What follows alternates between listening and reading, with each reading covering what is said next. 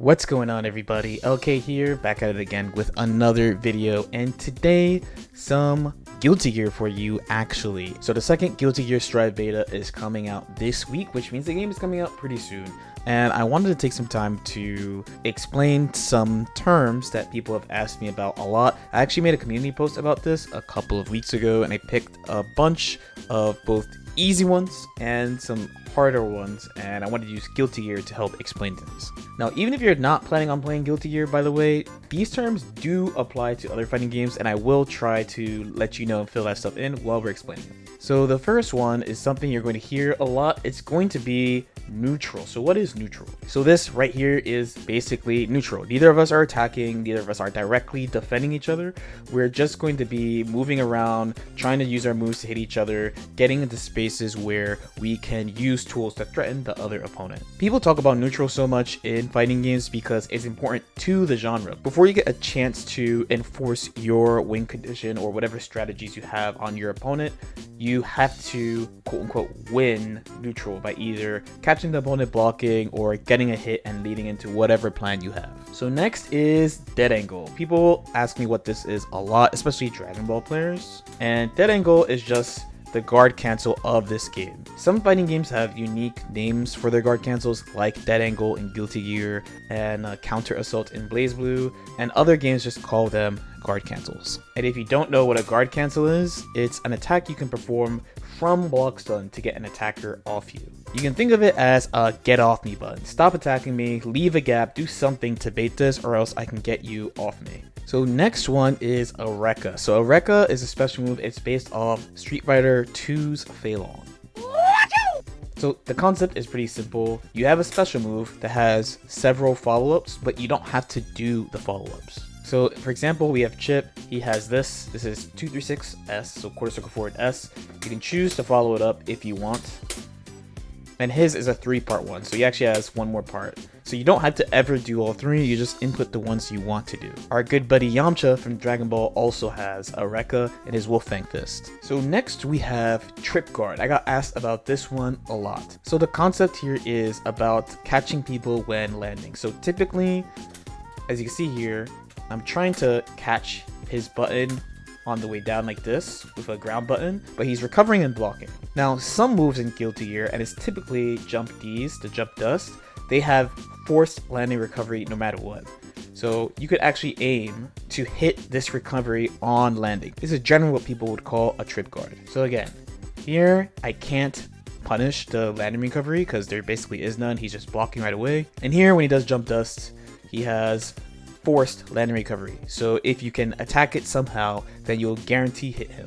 This is pretty important in Guilty Gear because a lot of characters have really strong jump dust, and at a glance it might be like, man, I can't do anything about this, but this is one way you can target strong air moves. And the last one for this group will be chicken blocking. So this is, I actually forget what game this is from, but people use this a lot in a bunch of fighting games, and it's simply holding up while you're blocking. So the idea is that if you can't like see what's going on really, you could, but there's a gap, you can try to just hold jump and kind of hope it works. How effective this is definitely varies by the game. So for example, in a game like Guilty Gear XX Xrd, it's not super effective. It's good though. It's really good because you have faultless defense. So you have a way to block ground moves in the air, but it costs a resource. Now right now in Strive and for a current game, a game like Dragon Ball FighterZ, you can block ground moves in the air. So in games like that is much more effective. If you're a Dragon Ball FighterZ player watching this, you definitely had the issue when you started playing the game of people just holding up out of your stuff. So this is what people refer to as chicken blocking. Depending on the game, it could be pretty hard to stop. So again, Guilty Gear XX Xrd, games like BlazBlue, it's not super easy to chicken block because it's attached to a resource, so you can run out of your ability to do it. In games like Dragon Ball and the new Guilty Gear, all ground normals are blockable in the air, so it's a much stronger thing and harder to deal with. Every fighting game tends to have different ways of treating characters who are going from the ground to the air that jump startup time. So how strong it is just depends on the game you're playing. Okay, so far you made it through the easy ones. These are ones that I'm saying they're easy because they're very common in different games. They have pretty clear definitions. Now let's go into some of the more advanced ones you guys asked about. So next we're going to talk about fuzzy. It's one of the most misunderstood terms in fighting games, and there's two versions of them. So the short explanation, first we have what I call the offensive fuzzy. This is something that was so prevalent in Dragon Ball FighterZ that they had to basically totally remove this from the game. This exists in a ton of fighting games, from Street Fighter and slower fighters like that to faster fighters like Guilty Gear and Dragon Ball. But the idea comes from how blocking and the blocking animation works. So you have like a crouching block animation and a standing one. So the offensive fuzzy takes advantage of how the game treats switching your guard during any type of freeze. Once your opponent blocks something, they can switch their guard while they're blocking, but the animation won't change. You won't see this for very short moves, but you will see this for moves with a long total duration. So the offensive fuzzy is a technique we use to take advantage of this. If someone blocks something generally high, because this is how we get these air attacks to hit people, then once they block that, even if they switch their guard low, the game still shows them blocking high. So here's a really visible example using Milia's S disc. If Venom blocks this high, even if he switches his guard to low, he is standing up, so she can do an instant air dash jump kick and hit them with a high mix-up. This gives her access to instant overhead or low options she would not have if Venom blocked it low. Now, I like using S-Disc here because it has a lot of block stun because of the S-Disc YRC, so it's really clear. But it could also be done off jump-ins as well. Now, on the other hand, we have the defensive fuzzy. So the only thing the offensive and defensive fuzzy have in common is that it has to do with blocking and what can be done while you're blocking. So the concept of a defensive fuzzy is delaying some type of action while you're blocking so that if you exit block stun for any reason, you do that thing. So for example, let's do a really simple one. Let's do fuzzy mash. I picked this one because people meme this a ton, but it's actually a real thing that people do, where we're going to delay a mash during the string to protect us. So I have a recording here of Milia doing dash 2P over and over and dash 2P throw. I'm going to delay my mash during the string to protect me from the dash up.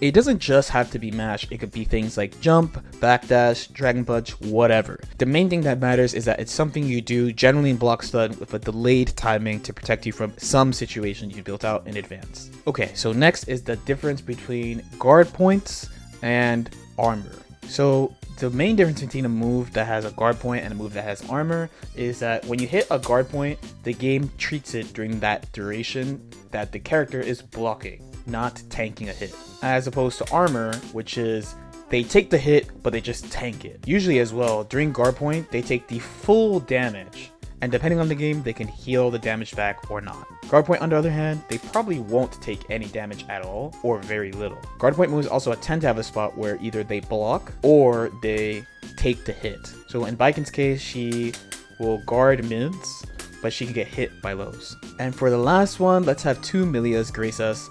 The difference between set play and Okazuma. So for this, we actually need to start with the second one, Okazuma. So Okazuma is just a term for attacking somebody when they're waking up. That's a Japanese fighting game term. It's literally split into attacking someone on a wake up. So even something as simple as kicking your opponent who's getting up can be considered Okazuma. So this means that things like attacking opponents waking up with a safe jump or something is considered Okazuma. Now, some characters have better Okazuma than others, but it's all grouped into Okazuma in general. Now, set play on the other hand is like the next step, which is just your plan for attacking the opponent getting up. Using Guilty Gear Exert as an example, here I'm going to do throw disc because it's the only real thing I could do, and I could just do my high-low. Milia has no DP really, her supers aren't so great, so when she gets thrown, she basically has to hold this if she has no meter. If she has 25 meter, I can look for blitz, but I know that she has to guess high or low, and if she has 50 meter, this is the only time I really have to look for a super, but her super isn't that great because it's kind of slow. So this thing I just explained is the idea of set play. It's my plan for attacking the opponent when I knock them down. How am I going to cover options? What am I going to go for to hit them? How am I going to protect myself from their wake up options? What happens if they have XYZ resource available, as opposed to Okazuma, which is literally just attacking someone getting up. Right now people use these two terms interchangeably, but that's pretty much the specifics on what they mean. Okay, hopefully that helped. These are the ones that I saw repeatedly in a community post I posted, again, like almost 3 weeks ago at this point. And as usual, if you have any questions or comments, feel free to leave them in the comment section below. Like and subscribe if you feel like it, and I'll see you guys next time. Peace out.